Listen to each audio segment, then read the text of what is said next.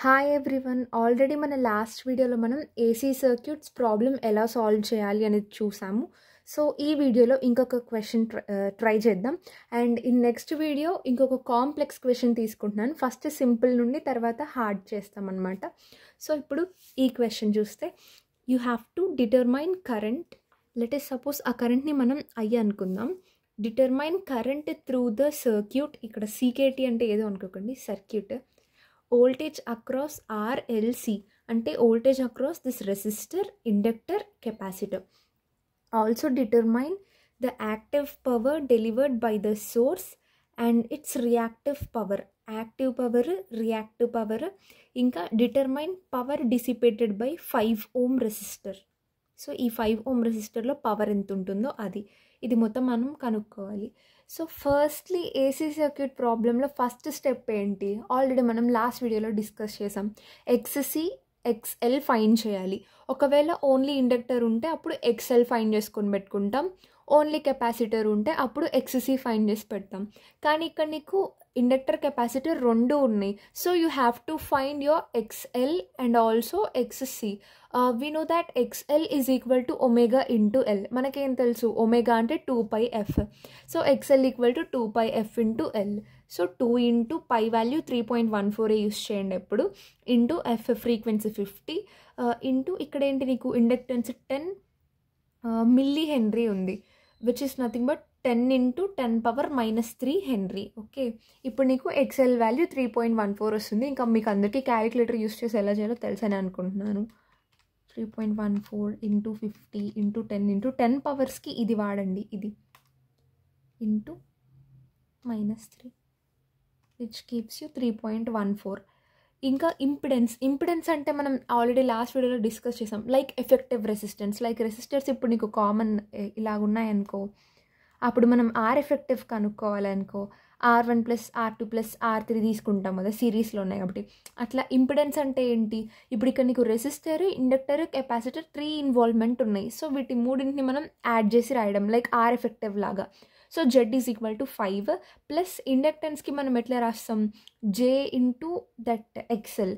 అదే కెపాసిటెన్స్కి అయితే -J ఇంటూ ఎక్స్సి కదా. ఇప్పుడు ఎక్స్సి వాల్యూ ఆల్రెడీ ఇంకా క్యాలిక్యులేట్ చేశాను నేను. ఎక్స్సి అంటే 1/ωc అంటే 1/2πf into C. So 1/2 into 3.14 into 50 into 15 into 10⁻⁻6. దీన్ని క్యాలిక్యులేట్ చేస్తే ఈ వాల్యూ వస్తుంది. ఇంకా ఇంపిడెన్స్ అంటే జెడ్ ఇక్కడ రాస్తాను. Z is equal to R plus ఇక్కడ ఇంకా ఏమేమి ఎలిమెంట్స్ ఉన్నాయి? ఇండక్టర్ ఉంది, సో జే ఇంటూ ఎక్స్ఎల్. కెపాసిటర్కి మనం జే ఇంటూ ఎక్స్సి రాస్తాం. సో అదే స్టెప్ ఇక్కడ రాసాం. ఎక్స్ఎల్ వాల్యూ, ఎక్స్సి వాల్యూ తెలుసు. ఇంక ఇప్పుడు ఏంటి? వీటి రెండింటిని జేని కామన్ తీస్తే ఇక్కడ -209.17 వస్తుంది. ఇప్పుడు నీకు ఇంపిడెన్స్ తెలుసు, వోల్టేజ్ తెలుసు. So what can you find? మనకేం తెలుసు? V is equal to IR. ఇక్కడ R ప్లేస్లో ఏముంది? జెడ్ ఉంది అంతే. I కావాలంటే ఏం చేస్తావు? V/Z. సో ఇక్కడ యాంగిల్ ఏమి ఇవ్వనప్పుడు మనం స్టాండర్డ్గా voltage at an angle of 0 degree ఉన్నట్టు ఫిక్స్ చేస్తాం. So 230 volt at an angle of 0/Z value ఇది. సో ఇప్పుడు ఏంటి? నీకు ఒకటేమో పోలార్ ఫామ్లో ఉంది, ఇంకొకటేమో రెక్టాంగులర్ ఫామ్లో ఉంది. అండ్ డివిజన్ వర్కౌట్ చేయాలి.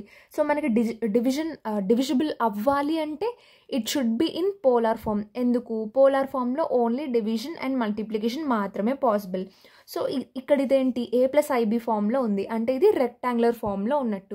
రెక్టాంగులర్ ఫామ్లో ఉన్నదాన్ని మనం ఎలా కన్వర్ట్ చేయాలి? పోలార్ ఫామ్లో కన్వర్ట్ చేయాలి. అది ఎలాగా? ఆల్రెడీ లాస్ట్ వీడియో చూసాము. సో షిఫ్ట్, ఈ ప్లస్ దగ్గర పోలార్ ఉంటుంది, పోల్. ఇప్పుడు నీకు ఇక్కడ ఏముంది? 5 ఇంకా షిఫ్ట్ కామా మైనస్, ఇక్కడ నెగటివ్ సైన్ కూడా కన్సిడర్ చేయాలి. 209.17. So close your bracket. ఇప్పుడు 209.22 ఇట్లా తీస్తే సైడ్కి వస్తుంది టీటా వాల్యూ, -88.63. ఇప్పుడు ఏంటి? రెండు పోలార్ ఫామ్లో ఉన్నాయి. పోలార్ ఫామ్లో ఉన్నప్పుడు ఏంటి? డివిజన్, మల్టిప్లికేషన్ పాసిబుల్ అవుతుంది. సో మనం ఇక్కడ డివిజన్ ఎలా చేస్తాం అంటే A1 at an angle of θ1 by A2 at an angle of θ2గా ఉంటే A1/A2 at an angle of θ1 - θ2గా రాస్తాం కదా. సో ఇప్పుడు A1/A2 అంటే 230 divided by 209.22 which is nothing but 1.099. ఇంకా at an angle θ1 0 minus of minus పైకి వెళ్తే ప్లస్ కదా, సో 88.63 కరెంట్ కాబట్టి ఈ యూనిట్ యాంపియర్ తీసుకున్నాం. ఇంకా మనకి ఫస్ట్ టాస్క్ అయిపోయింది. We have to determine current through this circuit, అది అయిపోయింది. నెక్స్ట్ టాస్క్ ఏంటి, we have to find voltage across this resistor, this inductor and capacitor. So voltage across resistor ఏంటి, విఆర్ అంటే ఏంటి, I ఇంటూ ఆర్. మనకి I value తెలుసు, are value తెలుసు. ఇంకా యాంగిల్కి మల్టిప్లై చేయలేము, సో వీటిని మల్టిప్లై చేసి అట్ అన్ యాంగిల్ ఆఫ్. అర్థమైందా? అంటే ఈ రెసిస్టర్ని మనం 5 at an angle of 0గా రాసుకోవచ్చు కదా. సో ఇలా ఉన్నప్పుడు ఏంటి, A1 at an angle of θ1 into A2 at an angle of θ2గా ఉంటే A1 into A2 at an angle of θ1 plus θ2గా రాస్తాం కదా. సో అలాగా ఈ విఆర్ వాల్యూ వచ్చేస్తుంది. ఇంకా నీకు విఎల్ అంటే ఏం తెలుసు, JωL ఇంటూ I తెలుసు, JωL ఇంటూ I అని తెలుసు. సో J వాల్యూ తెలుసు, ωL వాల్యూ తెలుసు 3.14, కరెంట్ వాల్యూ తెలుసు. ఇప్పుడు ఏంటి, నీకు ఇది రెక్టాంగులర్ ఫామ్లో ఉంది, ఇది పోలార్ ఫామ్లో ఉంది. నువ్వు మల్టిప్లికేషన్ పర్ఫామ్ చేయాలి, అంటే దీన్ని కూడా నువ్వు పోలార్లో కన్వర్ట్ చేస్తావు. So on converting this into polar నీకు ఇలా వస్తుంది అనమాట. నేను చూపిస్తాను. షిఫ్ట్ పోల్, ఇక్కడ ఏంటి రియల్ పార్ట్ లేదు, so assume your real part to be 0 and imaginary part 3.14. So 3.14 at an angle of 90 into 1.09 at an angle of 88.63. ఇంకా ఇలా ఉన్నప్పుడు వీటి రెండింటిని మల్టిప్లై చేస్తాం, వీటిని యాడ్ చేస్తాం. So 3.14 into 1.09 which is nothing but 3.42 at an angle of, వీటి రెండింటిని యాడ్ చేస్తే 178.63 వస్తుంది. ఇంకా సిమిలర్ వేలో VC అంటే ఏంటి, -JXC ఇంటూ I తీసుకుంటాం. So -J into XC value మనకి ఆల్రెడీ తెలుసు, I వాల్యూ ఇది కన్సిడర్ చేస్తాం.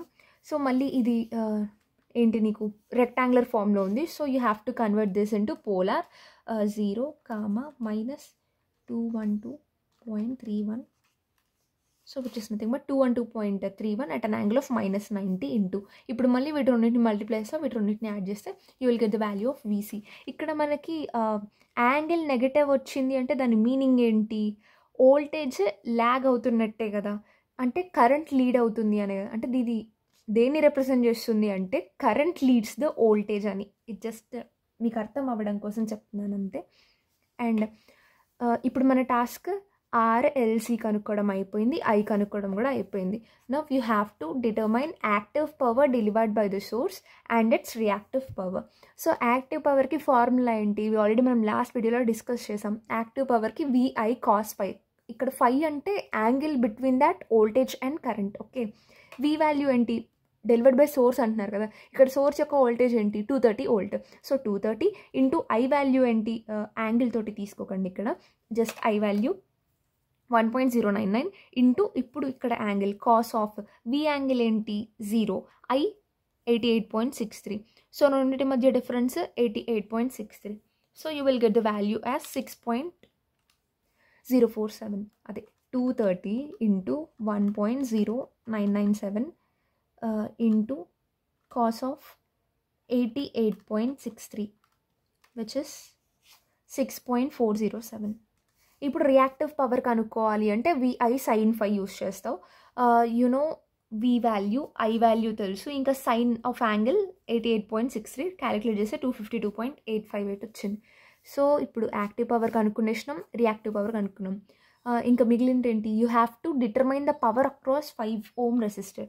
So power across 5 ohm resistor, either you can use పవర్కి వోల్టేజ్ మల్టిప్లైడ్ బై కరెంట్ అయినా యూస్ చేయొచ్చు, లేకపోతే I² R అయినా యూస్ చేయొచ్చు. సో ఇది వాడదాం. సో ఇక్కడ ఏంటి, పవర్ డెలివర్డ్ బై 5 ohm కాబట్టి voltage across that 5 ohm into current. Voltage across 5 ohm ఎంత వచ్చింది మనకి, 5.4985 at an angle of 88.63 into current value 1.099 at an angle of 88.63. ఇంకా మనకి రెండు పోలార్ ఫామ్లోనే ఉన్నాయి కాబట్టి డైరెక్ట్గా మల్టిప్లై చేసేయచ్చు. So 5.4985 into 1.099 which gives you 6.042 at an angle of 88.63 plus 88.63 gets added kada. So 88.63 into 2 చేసేద్దాం. You'll get the value as 177.26. okay, so ఇప్పుడు power delivered by this 5 ohm resistor is 6.042 at an angle of 177.62. ఇక్కడ మీరు ఒకటి observe చేయొచ్చు. Last వీడియోలో ఏంటంటే నేను ఒక పాయింట్ డిస్కస్ చేశాను, అది చాలా ఇంపార్టెంట్ అని కూడా చెప్పాను. ఆ పవర్ యాక్టివ్ పవర్ ఉంది కదా, that is only meant for resistor. అంటే రెసిస్టర్ ఓన్లీ యాక్టివ్ పవర్ని మాత్రమే కన్జ్యూమ్ చేస్తుంది అని చెప్పాం. ఇక్కడ మనం పవర్ త్రూ 5 ohm రెసిస్టర్ కనుక్కున్నాం. దాని వాల్యూ ఏంటి? 6.042. యాక్టివ్ పవర్ ఏంటి? 6.047. అంటే అప్రాక్సిమేట్లీ బోత్ ఆర్ ఈక్వల్ కదా, which indicates that our case మనం తీసుకున్నది కరెక్ట్ అనే కదా. అంటే power delivered by resistor is equal to the active power. It only consumes, resistor only consumes your active power. అది దీని మీనింగ్ అనమాట. సో నెక్స్ట్ వీడియోలో మనం ఒక కాంప్లెక్స్ క్వశ్చన్ డిస్కస్ చేద్దాము. అండ్ ఈ వీడియోలో మీకు ఏమైనా డౌట్స్ ఉంటే feel free to ask me in comment section. ఈ వీడియో మీకు అర్థమైంది అంటే definitely you can solve any question regarding this AC circuit, I assure you. Thank you for watching and subscribe my channel for more videos, and happy Dasara everyone. Thank you for watching.